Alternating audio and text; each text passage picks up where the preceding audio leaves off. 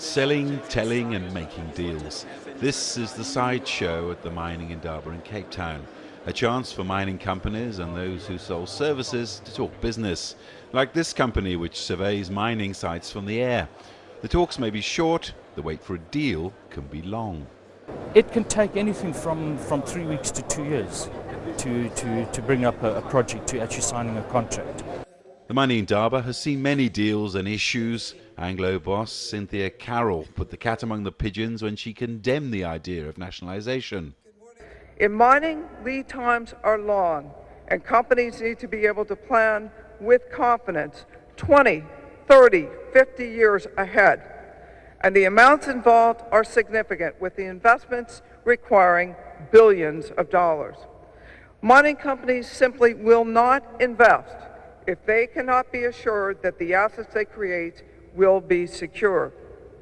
In ignoring this truth, the false prophets who argue for nationalisation are advocating the road to ruin. It's clearly a time for African mining to think about its image, at a time when recovery is on the way. My personal greatest fear is that we delay using this very good competitive advantage of the African continent to the benefit of Africa any longer, because I think it holds the key to unlocking economic development potential of this continent. One of the issues discussed at meetings here was transformation, or the lack of it. South Africa is aiming for 26% black ownership by 2014. It has achieved only a fraction of this so far. Activists blame so-called fronting, that is, the false claim of black ownership. They hope the current rewrite of the mining laws will sort this out.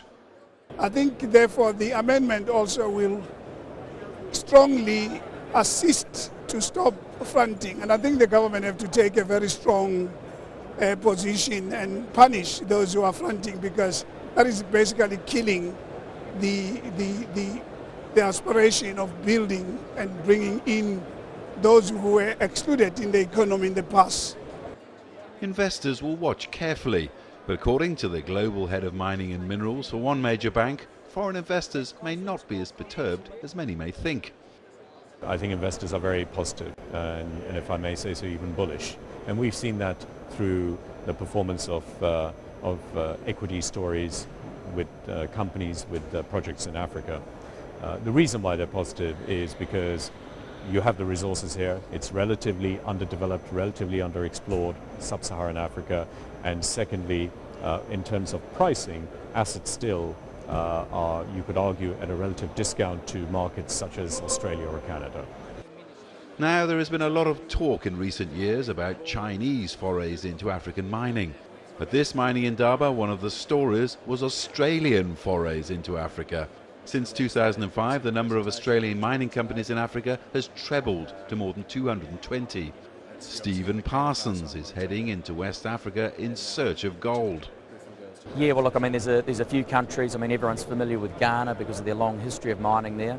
But you know, more exotic places that were once exotic, I guess, like Burkina Faso, are suddenly the new hotspots to be, and everyone's rushing in there. And you've got these huge tracts of land where no one's explored before, and suddenly you're having some really big discoveries, such as, you know, IM Gold's Essakane deposit. It's now 5 million ounces, and you know, we're growing our resource. We're 1.5 million ounces at the moment, and looking to be about 3 million later on this year. So places like Burkina Faso, I think, are the new hotspots to be in West Africa. There are interesting times ahead for African mining. So many people here agree that the next 18 months are going to be crucial for the South African mining industry and its status as a gateway for investment to the rest of the continent. People will be watching the new electronic mining rights system. They'll also be looking to see how the mining laws in South Africa are going to be rewritten. But most of all, they're going to be watching the thorny issue of nationalisation.